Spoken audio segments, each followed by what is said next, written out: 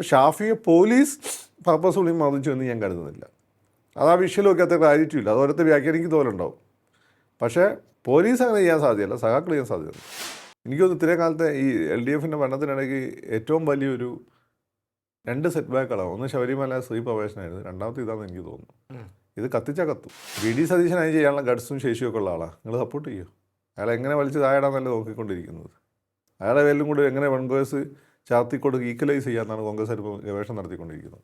ഇത് അവരുടെ ഭാഷ അല്ല. നമ്മളവരെ കൂടെ ഉള്ളത് നമുക്കറിയാം, നമുക്ക് എത്ര താഴാൻ പറ്റും, ലിമിറ്റഡ് ഒരു കമ്മ്യൂണിസ്റ്റാണ് ലിമിറ്റ് ഉണ്ട്. ഇതല്ല തനി ലോക്കൽ കൂതക ഭാഷ. ഈ കൂതക ഭാഷ എന്ന് വെച്ചാൽ ഇവിടെയുള്ള മെയിൻ സ്ട്രീം പൊളിറ്റിക്കൽ പാർട്ടികളല്ല, അത് ഞമ്മൻ്റെ ആളുകളെപ്പെട്ട ചിലരുടെ ഭാഷയാണ്.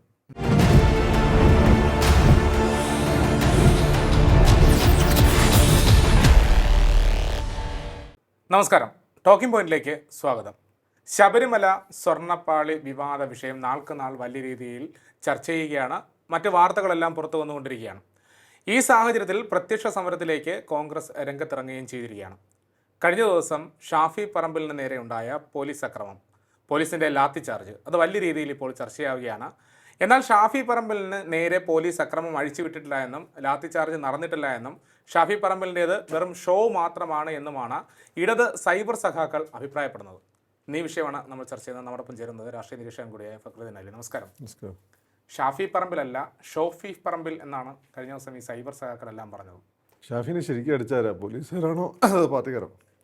രക്ഷാപ്രവർത്തനത്തിലൊക്കെ ഇടയ്ക്ക് നമ്മൾ അങ്ങനെയൊക്കെ കണ്ടിട്ടുണ്ട്. പക്ഷേ ഇത് കൃത്യമല്ല, കാരണം ഒരു വലിയ കൂട്ടമായിരുന്നു.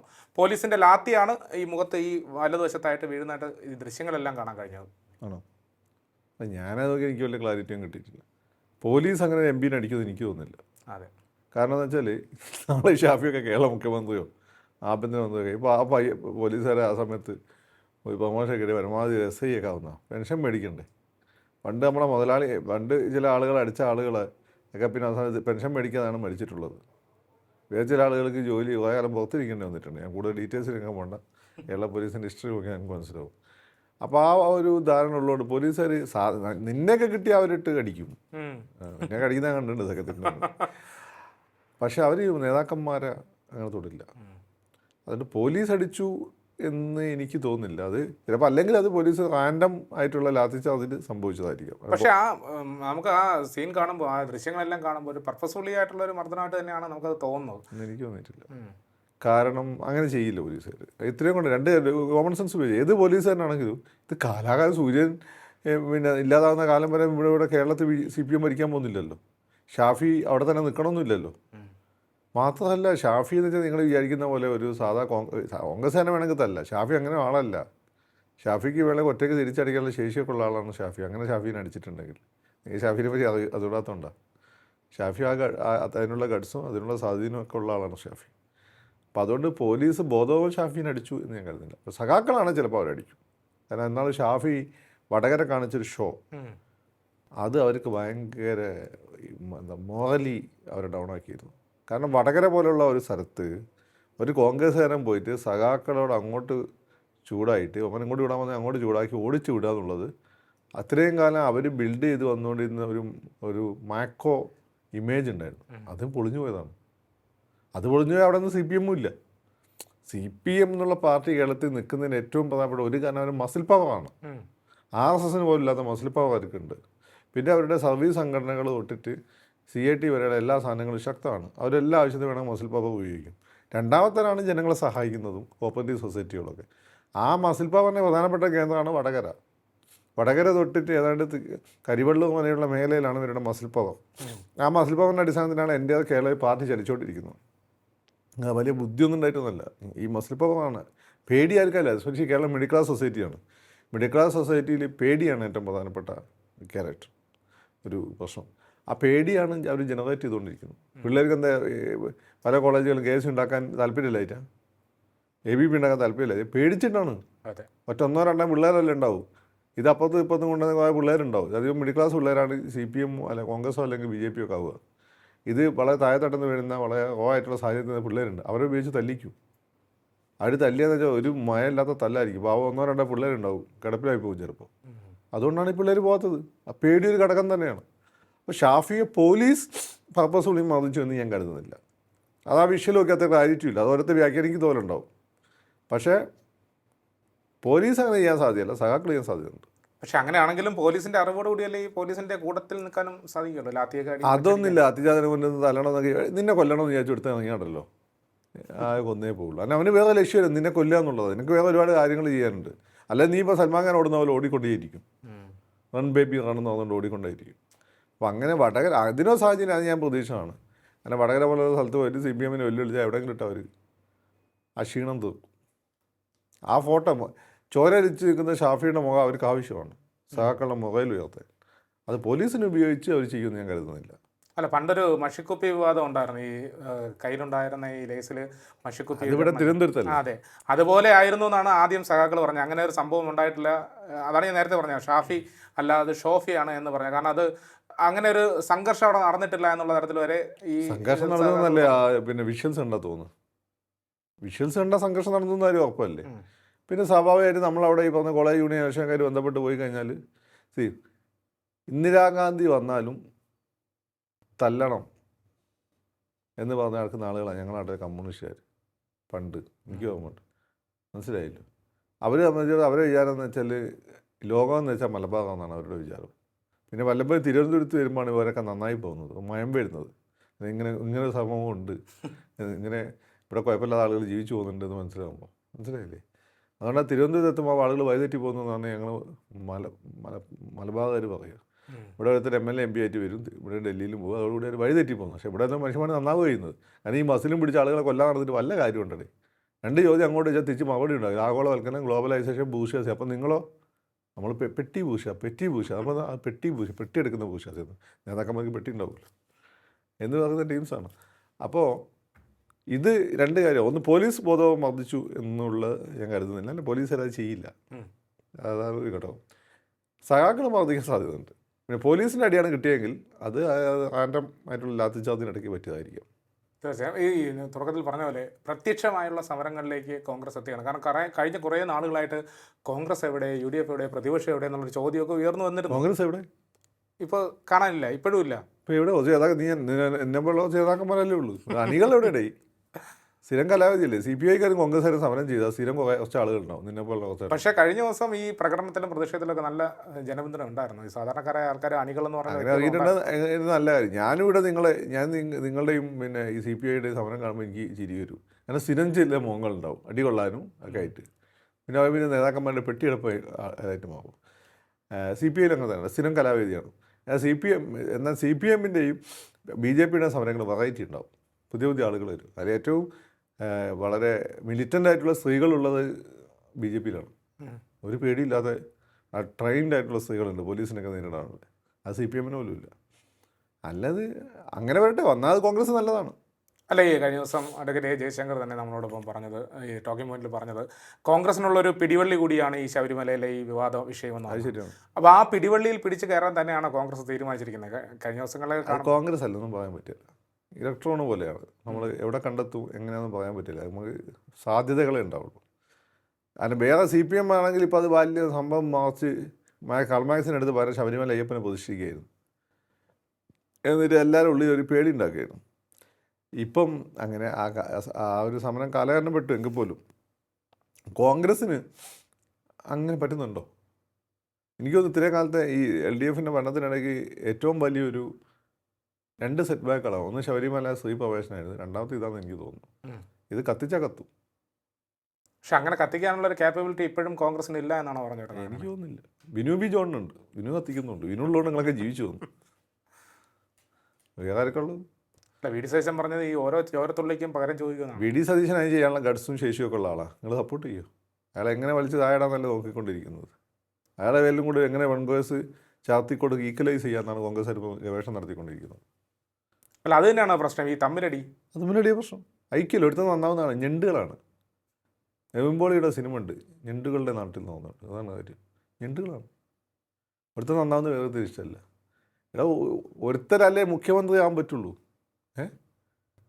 അതിലിപ്പോൾ നോക്കുമ്പോൾ പിണറായിനെ പോലുള്ള ആൾ പിന്നെ നിൽക്കാനുള്ള ഗഡ്സുള്ള ആൾ സുധാൻ ഏജായിപ്പോയി. പിന്നുള്ളത് ഇയാളാണ്. ഇന്നത്തെ രാഷ്ട്രീയം എന്നാൽ ഡാർക്കാണ്, സീൻ കോൺട്ര എന്ന് പിള്ളേർ പറയും. അതാണ് ഇപ്പോഴത്തെ രാഷ്ട്രീയം.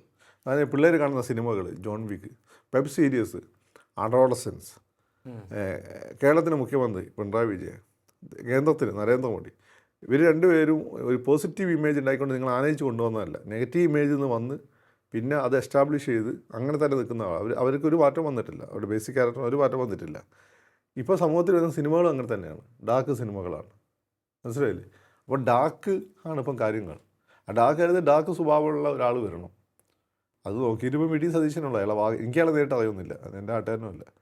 പക്ഷേ അയാൾ ഉള്ളിലൊരു തീയുണ്ട്, അവൻ്റെ കണ്ണുകളിൽ എന്തോ കിടന്ന് കത്തുന്നു, തീഷ്ണതയോടെ കത്തുന്നു. ചാത്തന്മാർക്ക് മുഖപ്രസാദം നഷ്ടമായിരിക്കുന്നു. കാരണമില്ലാത്തൊരു ഭയം LDF ചിലരെയൊക്കെ വേട്ടയാടി തുടങ്ങിയിരിക്കുന്നു. നീ വന്നേ പറ്റൂ. പക്ഷെ ആ തീയിൽ വെള്ളം കോരി ഒഴിക്കുന്നത് കോൺഗ്രസ്സുകാരല്ലേ? ആ തങ്ങളാടിയിലെ ബാപ്പൂട്ടിനെ പോലുള്ള അനുയായി അങ്ങനെയൊക്കില്ല. ഉള്ളത് ഈ ഷാഫിയൊക്കെ ആയിരുന്നല്ലോ. അത് മറ്റേ കേസിലോട് കൂടി കുറച്ചൊന്ന് രാഹുലിൻ്റെ കേസോട് കൂടി കുറച്ചൊന്ന് അകന്നൊന്ന് കേട്ടിട്ടുണ്ട്. തങ്ങളമ്മങ്ങാടി ബാബു വളരെ ഇമ്പോർട്ടൻ്റ് ആണ്. ജഗന്നാഥൻ കളി നടത്തണമെങ്കിൽ തങ്ങളമ്മടി ബാപ്പു വേണം. അത് കഴിഞ്ഞ ദിവസം ഈ രാഹുൽ മാങ്കൂട്ടത്തിൽ ഈ ഫേസ്ബുക്കിലൂടെയൊക്കെ പോസ്റ്റ് ഇടുമ്പോഴും ഇൻസ്റ്റാഗ്രാമിൽ ഫേസ്ബുക്കിലൊക്കെ പോസ്റ്റ് ഇട്ടപ്പോഴും ഒക്കെ അതിൻ്റെ താഴെ വന്ന കമൻറ്റുകളെല്ലാം വളരെ മോശകരമായ കമൻറ്റുകളായിരുന്നു. വളരെ എന്താണ് കൂട്ടം തിരിഞ്ഞ് ആക്രമിക്കുന്ന രീതി തന്നെയായിരുന്നു. ഇവർക്ക് സത്യത്തിൽ ഇപ്പം അടുത്ത കാലത്ത് വന്ന സംഭവം കോൺഗ്രസ്സിലും CPM-ലും കുറേ ലെവന്മാർ നൊഞ്ഞതുണ്ട് ഞമ്മൻ്റെ ആളുകൾ. ഇവന്മാർക്ക് എന്താണ് CPM എന്നോ എന്താണ് കോൺഗ്രസ് എന്നോ അറിയില്ല. ഇവന്മാർക്ക് ആകെപ്പാട് അറിയാവുന്ന നരേന്ദ്രമോദി, ഫാസിസം നരേന്ദ്രമോദി. ബാക്കി എന്താണ് ഐഡിയോളജി, ആരാണ് വി ഡി സതീശൻ, ആരാണെന്ന് ഇവർക്ക് ചില അനുയായികൾ ലോക്കൽ കുറച്ച് ആളുകളുണ്ട്. രാഹുൽ മാങ്കൂട്ടത്തിനെ പോലുള്ള ആളുകൾ, വിഷ്ണുനാഥിനെ പോലെ, അവരെ ഇവന്മാർക്ക് അറിയുള്ളൂ. അവരാണ് ഇവന്മാരുടെ ചേട്ടന്മാർ. ഈ ചേട്ടന്മാർക്ക് അപ്പുറം ഇവന്മാർക്ക് ഒരു ലോകമല്ല. ചേട്ടന്മാരും അതായത് രാഹുൽ ഗാന്ധി വന്നാൽ രാഹുൽ ഗാന്ധിൻ്റെ അച്ഛനും വിളിക്കും. അതാണ് സംഭവം. ഇവന്മാരുടെ ഒക്കെ ഭാഷയും പേര് നോക്കിയാൽ മതി. പേരൊരു കടക്കാണ്, അത് നോക്കിയാൽ മതി ആരാണ്. പിന്നെ ഒരുപാട് ഫേക്ക് പ്രൊഫൈലുകൾ ഉണ്ടാക്കി വെച്ചിട്ടുണ്ട്. അല്ല, ഈ സൈബർ ബുള്ളിങ്, സൈബർ സഖാക്കൾ എന്ന് പറയുന്നൊരു വിഭാഗം പണ്ട് PV അൻവറൊക്കെ ഉണ്ടായിരുന്ന സമയത്ത്, CPM-നോടൊപ്പം ഉണ്ടായിരുന്ന സമയത്ത് ഈ കടന്നൽ കൂട്ടങ്ങളെന്നൊക്കെയാണ് പറഞ്ഞിരുന്നത്. അത് നിങ്ങൾ നോക്കിയാൽ മതി. ഈ സഖാക്കളായിട്ടുള്ള ആളുകൾ പിന്നെ ഈ ഫേസ്ബുക്കിലൊക്കെ കമൻറ്റ് ചെയ്യുമ്പോൾ അവർക്ക് അവരുടേതായ ഭാഷയുണ്ട്. ഇതല്ല, തറ ഭാഷയിൽ ഇത് അവരുടെ ഭാഷ അല്ല. നമ്മളവരെ കൂടെ ഉള്ളത് നമുക്കറിയാം. നമുക്ക് എത്ര തറാൻ പറ്റുമോ ലിമിറ്റഡ്, ഒരു കമ്മ്യൂണിസ്റ്റാണ് ലിമിറ്റ് ഉണ്ട്. ഇതല്ല, തനി ലോക്കൽ കൂതക ഭാഷ. ഈ കൂതക ഭാഷ എന്ന് വെച്ചാൽ ഇവിടെയുള്ള മെയിൻ സ്ട്രീം പൊളിറ്റിക്കൽ പാർട്ടികളല്ല, അത് ഞമ്മൻ്റെ ആളുകളെപ്പെട്ട ചിലരുടെ ഭാഷയാണ്. മനഃപൂർവ്വം ചെയ്യുന്നതാണ്. മനഃപൂർവ്വം ചെയ്യുന്നതാണ്. അവർ അങ്ങനത്തെ ചില ആളുകൾ അവരെല്ലാവരും എടുത്തു വെച്ചിട്ടുണ്ട് കൂടെ. ഇവരാരൊക്കെയാണ് പിണക്കുന്നത്? വി ഡി സതീശനാ, തണ്ണിക്കുട്ടി അബ്രഹാമിനാ, ഇവരൊക്കെയാണ്. ഇവർക്കെതിരെ നമ്മളിപ്പം ഈ ഡിസ്കഷനിൽ ഞാൻ പൊതുവെ ഷാഫിനെ പറ്റി നല്ല പറയുന്ന ആളാണ്. പക്ഷേ ഷാഫി അവിടെ ഇലക്ഷൻ കഴിക്കും ഞാൻ കരുതിയില്ല. കാരണം അത് അവരുടെ കോട്ടയാണ്. പിന്നെ ലോക്സഭാ ഇലക്ഷൻ അന്നത്തെ കോണ്ടക്ഷൻ അങ്ങ് ജയിച്ചു പോയതാണ്. ഈ ഒരു കാര്യം മാത്രം എടുത്ത് എന്നെ തെറി പറയാറുണ്ട്. പിന്നെ ഞാൻ എന്തെങ്കിലും ഈ പറയുമല്ലോ, ഇപ്പം മോഡി ചെയ്ത നല്ല കാര്യങ്ങൾ പറഞ്ഞാൽ അടുത്തത് ഇവൻ കഞ്ചാവാണ്, ഇവൻ വെള്ളടിയാണ്. ഇവന്മാർക്ക് ഇങ്ങനെയുള്ള ആളുകളെ കണ്ട പരിചയമുള്ളൂ. ഇവന്മാർ സത്യം പറഞ്ഞിട്ടോ അല്ല ഇവന്മാരുടെ സ്ട്രീമിനെതിരെ ചിന്തിക്കുന്ന ആളുകളെ ഇവന്മാർ കണ്ട് ശീലമല്ല. അതിന് ഗട്സുള്ള ആളുകളെ കണ്ട് ശീലമല്ല. പിന്നെ ഇവന്മാരൊക്കെ ഇതിൽ വന്നതായി കഴിഞ്ഞാൽ നമ്മളൊക്കെ പറഞ്ഞു അത് പറ്റൂ. ഈ ന്യൂ ജനറേഷൻ പിള്ളേരെ എടുത്ത് പറ്റൂ. നമ്മളൊക്കെ താഴെത്തട്ടുന്ന അടി ഉണ്ടാക്കി അടി കൊടുത്തും ഒക്കെ തന്നെ എത്ര എത്തിയത്. ഇവനല്ല മറ്റേ വാപ്പ വന്ന് ഊതിയാലും ഫേസ്ബുക്കിലൊന്നും നമ്മൾ നോക്കിയില്ല. അല്ല, സ്വാഭാവികമായിട്ടും ഈ നമ്മൾ കഴിഞ്ഞ കുറേ നാളത്തെ ഒരു രാഷ്ട്രീയം പരിശോധിച്ച് കഴിഞ്ഞാൽ രാഹുൽ മാങ്കൂട്ടത്തിൽ, ഷാഫി പറമ്പിൽ, ഫിറോസ്, അങ്ങനെ തുടങ്ങുന്ന ഒരു VT ബൽറാം തുടങ്ങുന്ന മാത്യു കുഴൽനാടൻ തുടങ്ങുന്ന ഒരു യുവനിര എന്ന് വേണമെങ്കിൽ പറയാം. അങ്ങനെയുള്ള ആ യുവനിര CPM-നെ വലിയ രീതിയിൽ പ്രതിരോധത്തിലാക്കുന്ന ഒരു സാഹചര്യത്തിലാണ് രാഹുലിനെതിരെ വലിയൊരു ആരോപണം വരുന്നത്. അപ്പോൾ ആ ഒരു കൂട്ടുകെട്ട് പൊളിക്കുക എന്നാണോ CPM-ൻ്റെ ഒരു ലക്ഷ്യമായിരുന്നത്, അതോ അതിനവർ ഭയപ്പെട്ടിട്ടുണ്ടായിരുന്നോ? ഭയപ്പെട്ടിരുന്നില്ല. അവർ കുറച്ച് കൺഫ്യൂഷൻസ് ഉണ്ടാക്കിയിരുന്നു. അതിൽ ഈ ഒരു പ്രശ്നമുണ്ട്. അതിൽ ഷാഫി മാത്രമാണ് ഒരു എന്താ പറയുക ഡെപ്തുള്ള ആളെന്ന് എനിക്ക് തോന്നിയിട്ടുള്ളൂ. മാത്യു എൻ്റെ സുഹൃത്താണ്. ഞങ്ങൾ JNU-ൽ അവന് ഞാൻ 2 കോഴ്സിന് ഉണ്ട്. ഞാൻ MA-ക്ക് ഉണ്ടായിരുന്നു, അവന് PhD-ക്ക് ഉണ്ടായിരുന്നു. മാത്യു പറഞ്ഞൊക്കെ ശിവത്തി കണ്ടാൽ വളരെ ലോജിക്കലായി സംസാരിക്കും. പക്ഷേ അവസാനം മാത്യു ഏതൊരു വിട്ടില്ലേ, എന്താ ഭൂമിയുടെ പടം, അത് മാത്യുവിന് പ്രശ്നമായി. പിന്നെ ഈ രാഹുലിൻ്റെ പ്രശ്നം രാഹുലിന് എടുത്തിയാട്ടം കൂടുതലാണ്. നിങ്ങൾ ആരൊക്കെ തന്നെ എടോ പിണറായി വിജയൻ എന്നൊക്കെ വിളിക്കുന്നത് ശരിയല്ല, ഗോവിന്ദൻ എന്നൊക്കെ വിളിക്കുന്നത് ശരിയല്ല. അപ്പം വേണേൽ പിണറായി എന്നൊക്കെ പറയും, എടോ പിണറായി എന്നൊക്കെ വിളിക്കുന്നേ ഒന്ന് ഏജിനെങ്കിലും ബഹുമാനിക്കണം. മാത്രമല്ല അയാൾ വലിയ കേരളത്തിൽ ഇതുവരെയുള്ള ഭരണാധികാരികളെ നിങ്ങൾ എടുത്തു നോക്കുക. നിങ്ങൾ ചേര രാജാക്കന്മാർ വരെ എടുത്തു നോക്കിയോ? അയാളിവിടെ ഭരിച്ചത്. കാസർഗോഡ് തൊട്ട് കന്യാകുമാരി വരെയുള്ള ആ ഒരു ബ്ലോക്കിൽ ഇത്രയും ശക്തനായ ഭരണാധികാരി ഉണ്ടായിട്ടില്ല. ചേര രാജാക്കന്മാരുടെ അണ്ടറിലും എൻ്റെ കേരളം ഉണ്ടായിരുന്നില്ല. ഈ തിരുവിതാംകൂറിൻ്റെ ചില ഭാഗങ്ങളൊന്നും ഉണ്ടായിരുന്നില്ല, വടക്കോട്ടും ഉണ്ടായിരുന്നില്ല, കണ്ണൂർ ഞങ്ങൾ ആ സൈഡും ഉണ്ടായിരുന്നില്ല. ഇവിടെ ഉണ്ടായിരുന്ന 1000 രാജാക്കന്മാരുണ്ട്, വരകുണൻ പോലുള്ള രാജാക്കന്മാർ. അവരുടെ ഇതിൽ കൊച്ചിയൊന്നും ഉണ്ടായിരുന്നില്ല. അപ്പം ഈ SRCP ശക്തനായിരുന്നു, പക്ഷേ രാജാവിൻ്റെ നിയന്ത്രണം ഉണ്ടായിരുന്നു. മാത്രമല്ല അത് ചേർത്തല വരെ ഉണ്ടായിരുന്നുള്ളൂ. ഇത് കാസർഗോഡ് തൊട്ട് കന്യാകുമാരി വരെയുള്ള ഈ ഭൂവിഭാഗത്തിൻ്റെ, കന്യാകുമാരിയല്ല പാലക്കാട് വരെയുള്ള ഈ ഭൂവിഭാഗത്തിൻ്റെ ചരിത്രത്തിൽ നിങ്ങളെടുത്തോ ഇത്രയും ശക്തനായിട്ടുള്ള പിണറായി വിജയൻ നിയന്ത്രിക്കാനായിട്ടില്ല, ഒരു ഭരണാധികാരിയിട്ടുണ്ടായിട്ടില്ല. അയാളോടാണ് അത് ബഹുമാനിക്കണേ നിങ്ങൾ. രാഷ്ട്രീയ ബഹുമാനം വേണേ. അപ്പോൾ രാഹുലിന് ഈ എടുത്തുചാട്ടം കുറച്ച് കൂടുതലായിരുന്നു. അതാണ്. ഷാഫി അങ്ങനെയല്ല. ഷാഫി ശരിക്കും അങ്ങനെയുള്ള ആളുകൾ ഒരു കുത്തിയാൽ പൊട്ടിപ്പോവും. അതാണ് നമ്മളിപ്പോൾ കണ്ടത്. രാഹുൽ ഇങ്ങനെ ഓടി കളിക്കേണ്ട കാര്യമൊന്നുമില്ല ഈ വിഷയത്തിൽ. കാരണം അവനോട് അതായത് സീരിയസ് അലിഗേഷനും കാര്യങ്ങളൊന്നും അല്ല. സ്വാഭാവികമായിട്ട് ആ പ്രായത്തിലുള്ള ഒരു പയ്യൻ സ്വാഭാവികമായിട്ട് മറ്റു സുഹൃത്തുക്കളോട് സംസാരിച്ചിട്ടുണ്ടാവും. അത് ആണുങ്ങൾ പെണ്ണ് സംസാരിക്കും, എന്തൊക്കെ സംസാരിക്കും. അതിലൊരു ഭീഷണിയുടെ സ്വരം ഏതോ ഒന്നിനുണ്ടായിരുന്നു. അത് മാത്രമേ ഞാനൊരു പ്രശ്നം കണ്ടിട്ടുള്ളൂ. പിന്നെ ഫിറോസ് കൊള്ളാം, ഫിറോസിന് ഡെപ്ത് ഉണ്ട്. പക്ഷേ KT ജലീൽ ഫിറോസിനെ വിടാതെ പിന്തുടർന്ന അയാളെ പറ്റി എന്തിനാ തോന്നി? ഫിറോസ് ഡെപ്ത് ഉള്ളത്. KT ജലീലിന് എനിക്ക് നിലപാടുള്ളത് പോലും തോന്നിയിട്ടില്ല. ഒരു അത് ലീഗിൻ്റെ ഭയങ്കര സംഭവം, അതിൻ്റെ മുമ്പ് സിമിൻ്റെ വലിയ സംഭവം, ഇപ്പോൾ CPM ഭയങ്കര സംഭവം. പക്ഷേ പിണറായിക്ക് അപ്പോൾ വലിയ കാര്യമില്ലെന്നാണ് എനിക്ക് തോന്നിയിട്ടുള്ളത്. കാരണം മൂപ്പര വർത്താനം കൊണ്ട് അച്ഛന്മാരും NSS ഒക്കെ അകന്നു പോയിരുന്നു. പള്ളിയിലച്ഛന്മാർക്കും തീരെ ഇഷ്ടമില്ലായിരുന്നു മന്ത്രിയായിരുന്ന സമയത്ത്. അപ്പോൾ അതുകൊണ്ട് അതൊരു ബാധ്യത ആവുമെന്ന് CPM തോന്നിയോണ്ടാണ് ഇത്തവണ മന്ത്രിസ്ഥാനം കൊടുക്കാതിരുന്നത്. വേറെ പല കാരണങ്ങൾ പറഞ്ഞതുകൊണ്ട്. ഫിറോസിന് ഡെപ്ത് ഉണ്ട്, ഫിറോസിന് ഡെപ്ത് ഉണ്ട്, ഇവനുണ്ട്. ഷാഫിക്കും ഡെപ്ത് ഉണ്ട്. ഷാഫി നല്ല ഡെപ്തുള്ള ആളാണ്. അതുകൊണ്ടാണ് ഷാഫി അങ്ങനെ നിൽക്കുന്നത്. അത് ഷാഫിയുടെ പെർഫോമൻസ് എന്താ മനസ്സിലാവും. ഷാഫി അനാവശ്യമായി സംസാരിക്കില്ല. ഷാഫി എടോ പിണറായി വിജയാന്ന് ഷാഫി വിളിക്കില്ലല്ലോ. പിണറായി വിജയാന്നൊക്കെ വിളിക്കും, എടോ എന്ന് വിളിക്കില്ല. പിണറായി എന്നൊക്കെ വിളിക്കും, അത് പ്രശ്നമൊന്നുമില്ല. അത് പിണറായി പണ്ട് EMSനെ കണ്ണാനെ പനമ്പള്ളി ഗോവിന്ദനൊക്കെ അങ്ങനെ തന്നെ, ഇതിനകത്തിനൊക്കെ അങ്ങനെ തന്നെ, അത് പ്രശ്നം. പക്ഷേ പിണറായി പോലെ എടോ എന്ന് കണ്ണാനെ വിളിച്ചിട്ടില്ല. അത് എടോ ഗോപാലകൃഷ്ണൻ എന്നൊക്കെ പത്രപ്രവർത്തനം വിളിച്ചിട്ടുണ്ട്, അത് വേറെ. അല്ല, ഞാൻ ഈ നേരത്തെ ചോദിച്ച പോലെ താങ്കൾ തന്നെ പറഞ്ഞ വേണമെങ്കിൽ കത്തിക്കാവുന്നുള്ളൊരു വിഷയമാണ് ഈ ശബരിമല വിഷയം എന്ന് പറഞ്ഞു.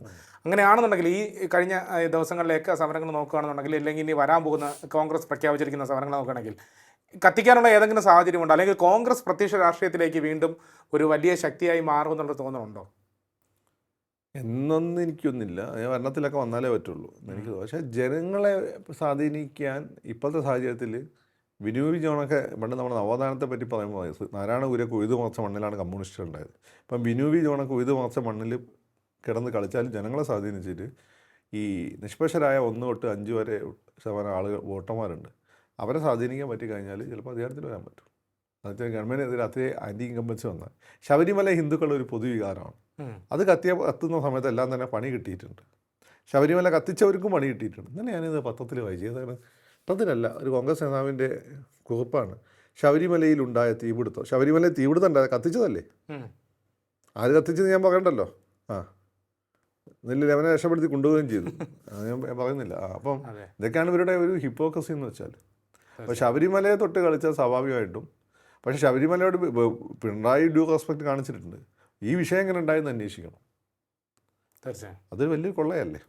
അപ്പോൾ അത് ആ രീതിയിൽ കത്തിയാൽ ബുദ്ധിമുട്ട്. അല്ലേ പിണറായിയെ പിടിക്കാനും പറ്റില്ല, കാരണം നല്ല പെർഫോമൻസ് കാര്യങ്ങളൊക്കെ ഉണ്ട്. ഈ ഇമോട്ടീവ് സാധനം വെച്ച് കളിച്ചാൽ മാത്രമേ അത് പറ്റുള്ളൂ. ഇപ്പം കുറച്ച് കാലമായിട്ട് വളരെ ഇമോട്ടീവായിട്ടുള്ള കാര്യങ്ങൾ ഗവൺമെൻറ്റിനെതിരെ വരുന്നുണ്ട്. ഇത് കനകുലുവിൻ്റെ ബുദ്ധിയാണോ എന്ന് എനിക്ക് സംശയമുണ്ട്. ബുദ്ധി CPMകാർക്ക് മാത്രമല്ലല്ലോ ഉള്ളത്, BJPക്കാർക്ക് മാത്രമല്ലല്ലോ ഉള്ളത്. തീർച്ചയായും. ഏതായാലും ശബരിമല സ്വർണ്ണപ്പാളി വിവാദം നാൾക്കുനാൾ വലിയ രീതിയിലുള്ള ചർച്ചയായി മാറുകയാണ്, വിവാദ വിഷയമായി മാറുകയാണ്. ഇതിന് പിന്നിലുള്ള കാര്യങ്ങളും അല്ലെങ്കിൽ സത്യങ്ങളും എല്ലാം പുറത്തു വരേണ്ട ഒരു സാഹചര്യം അനിവാര്യമാണ്. പ്രത്യക്ഷ സമരത്തിലേക്ക് UDF കടക്കുമ്പോഴും അവർക്കുള്ളിലെ ഇത്തരത്തിലുള്ള കല്ലുകടികൾ അല്ലെങ്കിൽ തമ്മിലടികൾ അത് വലിയ രീതിയിൽ ചർച്ചയാവുകയാണ്. ഷാഫി പറമ്പിൽ നേരെയുണ്ടായ അക്രമം അത് കോൺഗ്രസ് വലിയ രീതിയിൽ ആളിക്കത്തിക്കാൻ ശ്രമിക്കുന്നുമുണ്ട്. ഏതായാലും നമ്മളോടൊപ്പം ചേർന്നതിന് വളരെയധികം നന്ദി. ടോക്കിംഗ് പോയിൻ്റ് ഈ എപ്പിസോഡ് അവസാനിക്കുന്നു. ഇനി അടുത്ത എപ്പിസോഡ് കാണാം. നമസ്കാരം.